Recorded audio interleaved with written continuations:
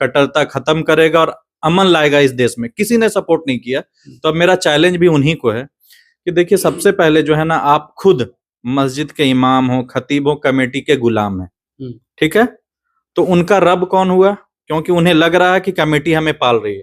और ये चीज अगर जिनको रिकॉर्डिंग चाहिए, मेरे पास ऐसे कई आलिम के रिकॉर्डिंग है, क्योंकि मैं अपना सीईओ का स्टार्टअप जॉब छोड़ के आया हूं, तो पैसे की तो दिक्कत थी। तो अभी मैंने चंदा के लिए भी कई मस्जिदों में गया हूं, तो वहां के इमाम साहब का कुछ रिकॉर्डिंग भी है जो खुद कह रहे हैं कि मैं तो कमेटी के ताबे हूं, कमेटी के गुलाम हूं।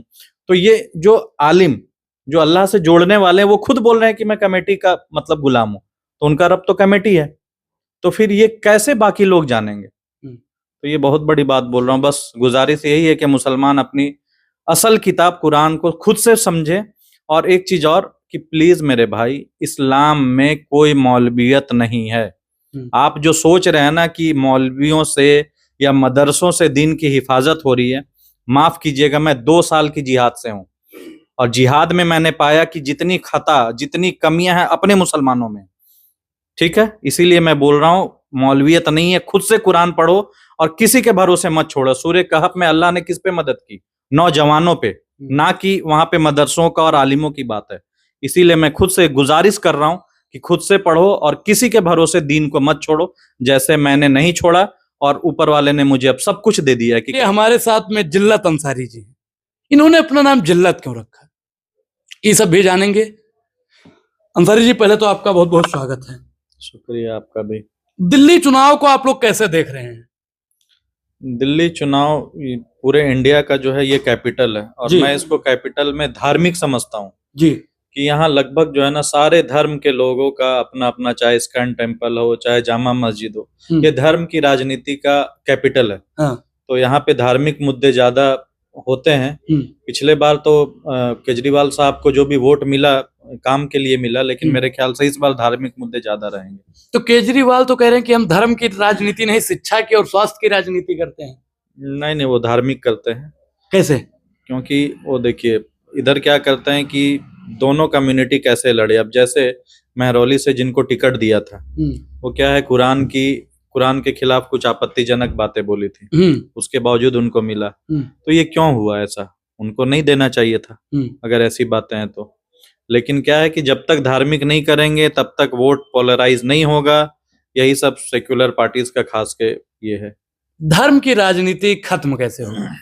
बस इसी के लिए मैंने ऊपर लिखा है, धर्म कट्टरता से नहीं, शुद्धता से। अपने अपने धर्म को लोग शुद्धता से पालन करेंगे तो धर्म की राजनीति खत्म हो जाएगी। एक चीज बताइए, शुद्धता की आपने बात की, लेकिन आपके लोग तो कहते हैं कि 15 मिनट के लिए हटा दीजिए, फिर हम बता देंगे। हाँ, इसीलिए मैंने ये कट्टरता, देखिए शुद्धता जो मैंने लिखा है वो ग्रीन से इसलिए लिखा है कि सबसे ज्यादा जो है ना कट्टर हमारे लोगों में है। हाँ, अगर कुछ बोल दिया तो कहते हैं कि सर तन से जुदा। हाँ, ना 15 मिनट की बात, सर तन से जुदा, ये सब जाहिलियत वर्ड है। क्योंकि हमारे नबी, जो नबी पूरी दुनिया के लिए आए, कहीं पे भी अपनी जिंदगी में गैर भाइयों से इस तरह के अल्फाज यूज नहीं किए। अब एक चीज आप बताइए कि आज अगर कोई नबी पर कोई टीका टिप्पणी कर देता है, वैसे नहीं करना चाहिए, तो वो तुरंत सर तन से जुदा की बात करते हैं। ये मोहम्मद साहब पर कूड़ा कचड़ा फेंकने वाली एक औरत थी, आप उसके बारे में ज्ञानी आदमी है, जानते होंगे।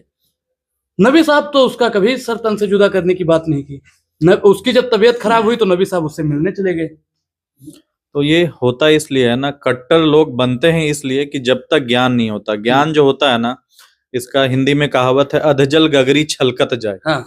गगरी में जब पानी कम रहेगा तो छलकता उतना ही है। इसीलिए आज मुसलमान, आप खुद मुसलमानों के साथ उठते बैठते हैं ओझा जी। नहीं, आप तो मुसलमानों के बारे में बहुत ज्यादा जानते होंगे क्योंकि आप मुसलमान ही हैं। नहीं, वो तो हम जान ही रहे हैं, लेकिन आप भी ज्यादा जानते हैं। तो किसी से भी पूछिएगा, जितने लोगों से मिलेंगे कि कितने % लोग कुरान को समझ के पढ़ते हैं, शायद ही आपको कोई मिलेगा। तो बस वो वजह है कट्टरता का।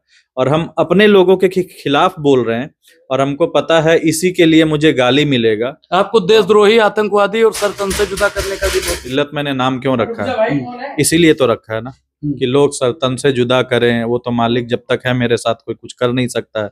गालियां जितना दे कोई फर्क नहीं पड़ता। नहीं, आप तो कुरान का जो रास्ता है, आप उस रास्ते पर चल रहे हैं, तो इन मुसलमानों को दिक्कत कहाँ हो रही है? दिक्कत यह है कि इतनी हक बात जो है ना, इन्होंने कभी सुना ही नहीं। अब एक लाइन मैं और जोड़ता हूँ, मुझे उसमें और गाली पड़ेगी। नहीं, आप बोल दीजिए उस लाइन। उसमें क्या है कि बड़े बड़े स्कॉलर भी बोले हैं, लेकिन वो दुनिया से चले गए हैं, तो अब मैं वो रिस्क ले रहा हूँ जी। कि इस्लाम का हाँ। आज के मुसलमानों से लेना देना नहीं है। मुसलमानों का आज के इस्लाम से कोई लेना देना ही नहीं। बहुत बड़ा बयान दे रहे हैं आप। उल्टा चल रही है। इस्लाम अगर सीधा बता रहा तो मुसलमान उल्टा चल रहा है।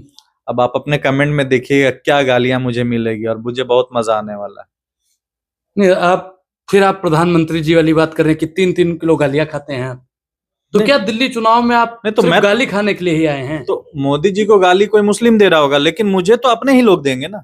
मैं उसका इंतजार में बैठा हूँ, क्योंकि मुझे पता है कट्टरता जो है ना हमारे लोगों में इतनी भरी हुई है कि ये सब बात सुन ही नहीं सकते। अगर आपको लगता है कि इस्लाम में कट्टरता है तो आप सनातन में चले आइए, वेलकम। भाई सनातन को अगर वेदांत से देखेंगे ना, ठीक है, और वेदांत की से पढ़ेंगे तो आपको समझ में आएगा कि क्या है दोनों में फर्क। ब्राह्मण जिसे बोलते हैं, इब्राहिम हमारे इस्लाम के सबसे बड़े और सबसे मेन पिलर हैं, ठीक है। तो इब्राहिम के जो सहीफे थे उनको ही वेदांत और उपनिषद कहा जाता है। तो फर्क नहीं है। जैसे आचार्य प्रशांत जी आज बोलते हैं कि 130 करोड़ सनातनियों की आबादी में शायद 1000 भी नहीं होंगे, आप यूट्यूब में सर्च कीजिएगा, तो वो कितनी बड़ी बात बोले। लेकिन अगर मैं यही बात अभी बोल दूं कि आज 30 करोड़ मुसलमान की आबादी में शायद 1000 नहीं होंगे, और हैं भी नहीं, कुरान वाला मुसलमान 1000 भी नहीं है, ये मैं बोल रहा हूं, तो देखिएगा कितनी गाली पड़ेगी। लेकिन आचार्य प्रशांत को 130 करोड़ सनातनियों में कोई गाली नहीं दिया है, इनकी ये बात बार बार है, लेकिन मेरे मुसलमान भाई ठोक के देंगे। तो इससे पता चलता है कि क्या है। तो क्या आप इस्लाम को छोड़ते क्यों नहीं है? ये जवाब इसका चाहिए।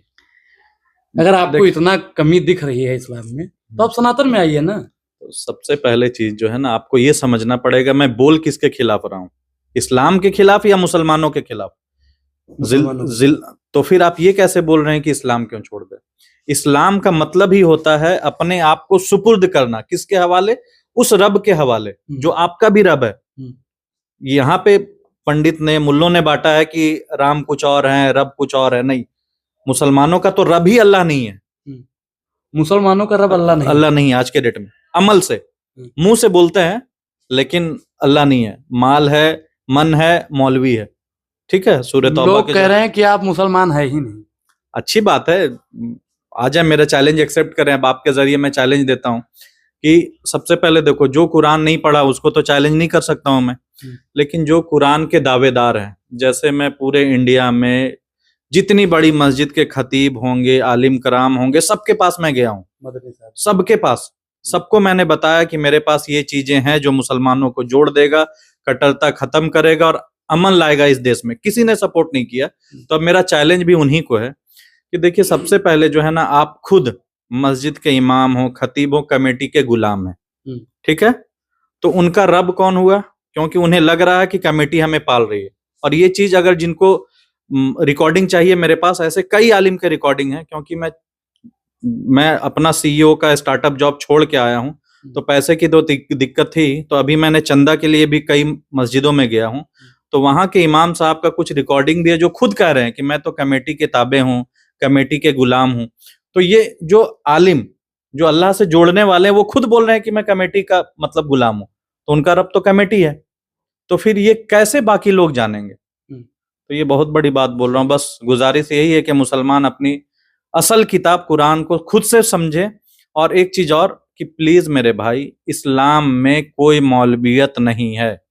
आप जो सोच रहे हैं ना कि मौलवियों से या मदरसों से दीन की हिफाजत हो रही है, माफ कीजिएगा, मैं 2 साल की जिहाद से हूं, और जिहाद में मैंने पाया कि जितनी खता, जितनी कमियां हैं अपने मुसलमानों में, ठीक है। इसीलिए मैं बोल रहा हूं, मौलवियत नहीं है, खुद से कुरान पढ़ो और किसी के भरोसे मत छोड़ो। सूरह कहफ में अल्लाह ने किस पे मदद की? नौजवानों पे, ना कि वहां पे मदरसों का और आलिमों की बात है। इसीलिए मैं खुद से गुजारिश कर रहा हूं कि खुद से पढ़ो और किसी के भरोसे दीन को मत छोड़ो, जैसे मैंने नहीं छोड़ा और ऊपर वाले ने मुझे अब सब कुछ दे दिया है कि कैसे ठीक करना है। काफिर कौन है इस्लाम में? काफिर, ये बहुत अच्छा सवाल है आपका। ये सब चीजें जो है ना, हिकमत जिसको बोलते हैं, विजडम, ये सब चीजें मुझे मिली है। काफिर उसको कहते हैं कि जो दिमाग, पीछे वाला कह रहा है कि काफिर वही जो वीडियो कर रहा है। अब बताइए कि एक हिंदू आपके साथ में बैठ के वीडियो कर रहा है तो वो काफिर है, हिंदू इसका जवाब आपको देना पड़ेगा। हिंदू मेरे भाई हैं। हम्म। काफिर उसको कहा जाता है ना कि जैसे मैंने आपको कुछ चीजें दी, आप उसमें आपने तर्क लगाया कि मैं ये लूं या ना लूं, फिर आपने उस तर्क से एक रिजेक्ट किया, तब आप काफिर होते हैं। तो आप क्या ये मानते हैं कि कोई भी दुनिया में चलाने वाला नहीं है, भगवान है ना, मानते हैं, आप काफिर नहीं है। लेकिन जिसने भी जिस शब्द का प्रयोग किया वो भी एक मुसलमान ही है। तो यही तो जाहिलियत, लेकिन मुसलमान तो हिंदू को काफिर समझ रहा है ना। हाँ, तो ये समझ रहे हैं। तो यही जाहिलियत को हटाने के लिए मैं आया हूँ, क्योंकि इतनी हक बात बोलने की आलिमों में मतलब हिम्मत नहीं है। मतलब हिंदू काफिर नहीं है? नहीं है, बिल्कुल नहीं है। जिनके पास किताब नहीं पहुंचा, वो खुद किसी भगवान को पूजा कर रहे हैं, वो कैसे काफिर हो जाएगा? मैं अभी एक ब्राह्मण के यहाँ 25 दिन से ठहरा हूँ, ब्राह्मण के यहाँ 25 दिन से ठहरा हुआ हूँ दिल्ली में, कोई मुसलमान ने मुझे नहीं दिया। तो अगर मैं कुरान से डिसाइड करूंगा तो सारे के सारे दिल्ली वाले जिनके पास मैं गया हूं और मांगा हूं मदद, वो लोग काफिर होंगे कुरान की आयत से, वलम यहकुम बिमा अंजल्लाहु फउलाइका हुमुल काफिरून। जालिम भी मुसलमान कहलाएंगे, फासिक भी कहलाएंगे।